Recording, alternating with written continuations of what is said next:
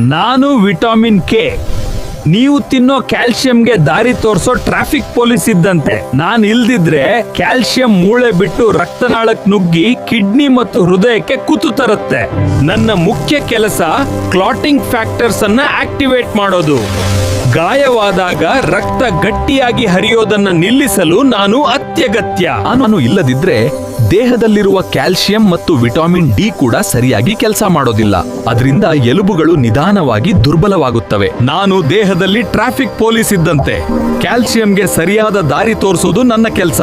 Calcium ಎಲುಬು ಮತ್ತು ಹಲ್ಲುಗಳಿಗೆ ಹೋಗ್ಬೇಕೆ ಹೊರತು ರಕ್ತನಾಳಗಳಿಗೆ ಅಲ್ಲ. ನನ್ನ ಕೊರತೆಯಾದಾಗ ಕ್ಯಾಲ್ಸಿಯಂ ರಕ್ತನಾಳಗಳಲ್ಲಿ ಜಮೆಯಾಗುತ್ತದೆ. ಇದರಿಂದ ಆರ್ಟರೀಸ್ ಗಟ್ಟಿಯಾಗುತ್ತವೆ. ಹೃದಯ ಸಂಬಂಧಿ ಸಮಸ್ಯೆಗಳ ಅಪಾಯ ಹೆಚ್ಚಾಗುತ್ತದೆ. ಹಾಗೆ ಕಿಡ್ನಿಯಲ್ಲಿ ಕ್ಯಾಲ್ಸಿಯಂ ಸ್ಟೋನ್ ಕೂಡ ಆಗಬಹುದು. ಎಲುಬು ದುರ್ಬಲತೆ ಕೂಡ ಹೆಚ್ಚಾಗುತ್ತದೆ. ಎಲ್ಲಾ ಹಸಿರು ಸೊಪ್ಪುಗಳು, ಹಸಿರು ತರಕಾರಿ, ಸೌತೆಕಾಯಿ, ಬ್ರೊಕೊಲಿ, ಮೊಸರು ಮತ್ತು ಚೀಸ್ ನಂತಹ ಆಹಾರಗಳಲ್ಲಿ ನಾನು ಹೆಚ್ಚಾಗಿ ಇರ್ತೀನಿ.